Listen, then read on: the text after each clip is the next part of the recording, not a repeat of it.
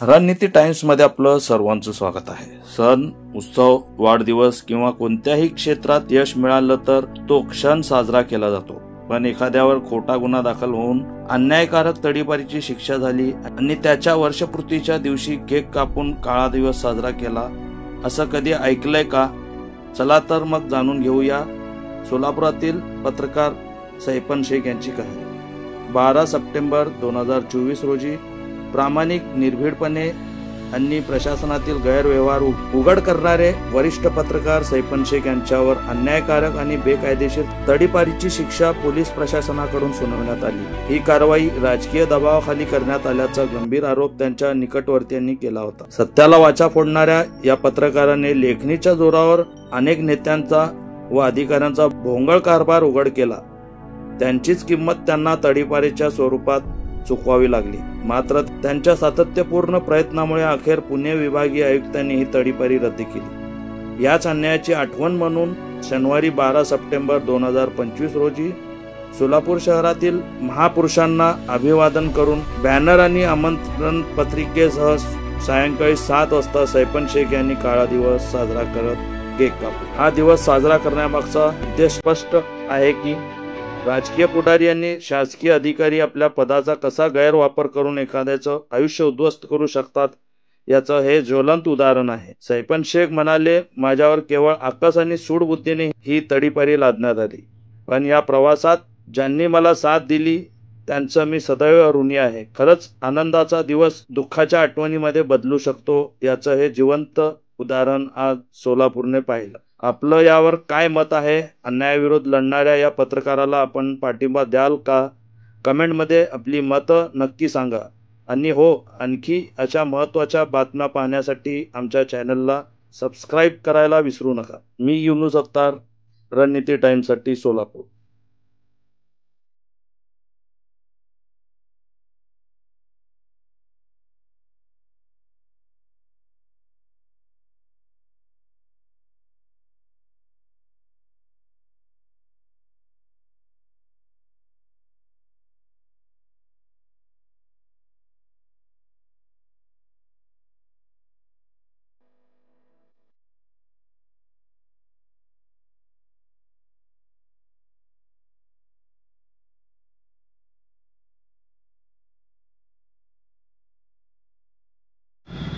शेतकरी आंदोलन असेल तर खलिस्तानी म्हणून त्याच्यातली ताकद कमी करायची, दलितांनी आंदोलन केलं असेल तर त्यांना नक्षलवादी म्हणून त्यांना बदनाम करायचं, मुसलमानांनी जर कुठल्या पद्धतीची भूमिका घेतली तर त्यांना पाकिस्तान दार्जिने म्हणून, कुठे तुकडे गँग म्हणून, अर्बन नक्षल म्हणून बदनाम करण्याचं षडयंत्र या देशामध्ये सुरू असताना आणि या देशातील बुद्धिजीवी वर्गाची, मध्यमवर्गीयांची ही जी एक मानसिकता झालेली आहे, कारण सर्वसामान्यपणे जर आम्ही चळवळीतल्या कार्यकर्त्यांना सांगितलं किंवा समाजाला सांगितलं की मी एखाद्या XYZ गुन्ह्यातून निर्दोष सुटलोय रे, तर आम्हाला प्रतिप्रश्न केला जातो, हे पेपरला बातमी कुठं आली?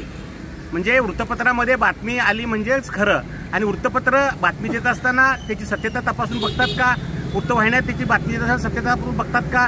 तर बघत नाहीत।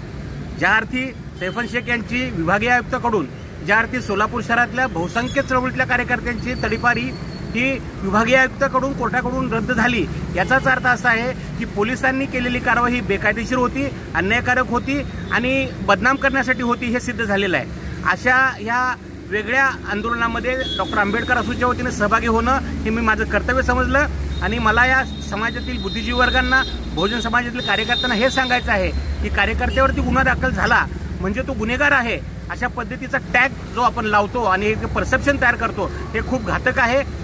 बहुजन तितका मिळवावा आणि गुणदोषासहित स्वीकारावा। जोपर्यंत आपण आपल्या बहुजन समाजातील कार्यकर्ता जो तळमळीनं काम करतो त्या पाठीशी खंबीरपणे उभारणार नाही, तोपर्यंत तिथल्या जातीवादी धर्मांध शक्ती ह्या बोकाळतील आणि तुमच्यामध्येच भांडणं लावतील। अशा पद्धतीची एकूण परिस्थिती असताना समाजाचा मानस बदलावा, समाजाचा कार्यकर्त्याकडे बघण्याचा दृष्टिकोन बदलावा, यासाठी आज आंबेडकर असोसिएशनच्या वतीनं आम्ही या आंदोलनामध्ये सहभागी झालेलो आहे। हे आंदोलनच आहे, आंदोलन यासाठी आहे की भारतामध्ये अशा पद्धतीची आगळीवेगळी भूमिका कोणी घेत नाही। कारण एखादा तडीपार झालेला व्यक्ती असेल, एखादा MPD झालेला व्यक्ती असेल तर त्याचं घर उद्ध्वस्त होतं, तो समाजातून तो निस्तानाभूत होतो आणि असं असताना सुद्धा समाजासमोर छाती ठोकपणे जाणारा हा सैफन शेख याचा आम्हाला अभिमान आहे. आणि अशा पद्धतीनंच कुठल्याही कार्यकर्त्यावरती, कुठल्याही समाज घटकावरती अन्याय अत्याचार झाला पोलिसांकरवी तर आंबेडकर असोसिएशन अत्यंत ठाल घेऊन पुढे उभे राहील याचे मी आश्वासन देतो. धन्यवाद. जय भीम.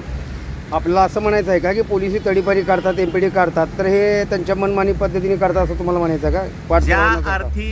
ज्या अर्थी विभागीय आयुक्त तडीपारी कॅन्सल करतो, ज्या अर्थी हायकोर्ट तडीपारी कॅन्सल करतो, त्याच अर्थी पोलिसांनी केलेली कारवाई ही अत्यंत सदोष, अन्यायकारक आणि सूटबुद्धीने केलेली आहे असं ते एकूण चित्र असतं. कारण असं आहे त्याचं की तडीपारी असेल किंवा एमपीडी असेल त्याला कायद्याने चौकट घालून दिलेली आहे. कुठलेही गुन्हे उचलायचे, न्यायप्रविष्ट असलेले गुन्हे देखील दाखवायचे, बेलेबल ऑफेन्स असलेले बेलेबल ऑफेन्स देखील त्या यादीमध्ये दाखवायचे आणि तडीपार करायचे आणि जा तुला काय करायचं ते कर आणि भोगत बस, अशी जी मानसिकता पोलिसांची आहे ती माझी पोलिसांना विनंती आहे की अशा पद्धतीनं तुम्ही करू नका. जनता सतर्क आहे आणि याचा जाब जर विचारला तर तुम्हाला खूप त्याचे गंभीर परिणाम भोगावे लागतील. प्रसंगी तुमच्या नोकरीला देखील धोका पोहोचू शकतो, किंबहुना तुम्हाला पेन्शन देखील मिळण्याला धोका पोहोचू शकतो. तर तुम्ही तुमच्या ठिकाणी योग्य पद्धतीने कार्य करा. तुमच्यावर जरी अन्याय झाला तर हे आम्ही व्हिसल ब्लोअर, हेच आम्ही सामाजिक कार्यकर्ते, हेच माहिती अधिकार कार्यकर्ते तुमच्या मदतीला येणार आहेत. तुम्ही कुठल्याही राजकीय दबावाला बळी पडू नका, कुठल्याही पद्धतीनं बेकायदेशीर कृत्य करू नका. जनता हे तुमच्या बरोबर आहे. परंतु चुकीचं आणि खोटं झालं तर सोलापूरची जनता नक्कीच रस्त्यावर उतरते, याचं देखील भान तुम्ही ठेवा अशी तुम्हाला विनंती आहे. सर्व बहुजन महापुरुषांना विनम्र अभिवादन. आपला सरपंच आज मी तडीपारचा प्रथम वाढदिवस साजरा केला आहे. वाढदिवस साजरा करण्याचा उद्देश एवढाच आहे की माझ्यासारखं प्रामाणिक काम करून भ्रष्टाचार बाहेर काढल्यामुळे माझ्यावर पोलीस प्रशासनाकडनं नाहक तडीपारी केली होती. तर मला या माध्यमातून एवढंच सांगायचं आहे, आमच्यासारखे अनेक कार्यकर्ते निर्भीडपणे पारदर्शकतापणे काम करत असतात. पोलीस प्रशासन व शासकीय अधिकारी काही राजकीय हस्तक्षेपामुळे आमच्यासारख्यावर खोटे गुन्हे दाखल करून जाणून बुजून हे तडीपारी केली जाते. पण आम्ही या कुठल्याही याला घाबरणार नाही. आम्ही आपलं काम पारदर्शकपणे करतच राहणार. कारण आम्ही चांगल्यासाठी देखील भांडत असतो आणि जे चुकीचं काम करतात त्यावर देखील आम्ही मांडणी करत असतो. उदाहरण झालं तर परवा झालेल्या माड्याची घटना जे माढा तालुक्यात झाली. महाराष्ट्र राज्याचे उपमुख्यमंत्री सन्माननीय अजित पवार यांनी जे एका IPS अधिकाऱ्यांना सरकारी कामात जे अडथळा केले त्यांच्या विरोधात देखील, म्हणजे त्यांनी जे चुकीचं काम केलं संविधानिक पदावर बसून आणि IPS अधिकाऱ्याची पाठस्थापन करण्यासंदर्भात, म्हणजे तो अर्थातच जे IPS अधिकारी अंजना कृष्णा मॅडम आहेत यांच्या समर्थनात देखील मी आंदोलन करत आहे. सांगायचं तात्पर्य एवढंच आहे की जे चांगलं काम करतोय नेहमीच सामाजिक कार्य, माहिती अधिकार कार्यकर्ता, पत्रकार त्यांच्या पाठीशीच असतात. मग आम्हाला संपवण्याचं काम काही राजकीय व काही नेता मंडळी करत आहे. आम्ही यांना भीक घालणार नाही. त्यामुळेच आज माझा प्रथम वाढदिवस तडीपारीचा रद्दबातल झाल्यामुळे केलं आहे. तुमच्यावर जे तडीपारी केली होती ते बेकायदेशीर होतं तुमचं म्हणणं आहे का? हो, 100% बेकायदेशीर होतं. माझ्यावर एकंदरीतच 2 गुन्हे ते देखील तपासावर आहे. कुठलीही शिक्षा झालेली नाही, काय नाही. चुकीच्या पद्धतीने माझ्यावर गुन्हे दाखल केलेत. तो न्यायालयीन भागात आहे. न्यायालयात मी त्याची दाद मागणार 100%. आता हे इथं बोलणं योग्य नाही. न्यायालय ठरवतील, मी काय न्यायाधीश नाही. पण माझ्यावर जे झालेला अन्याय ते मांडणी करणं माझं काम आहे.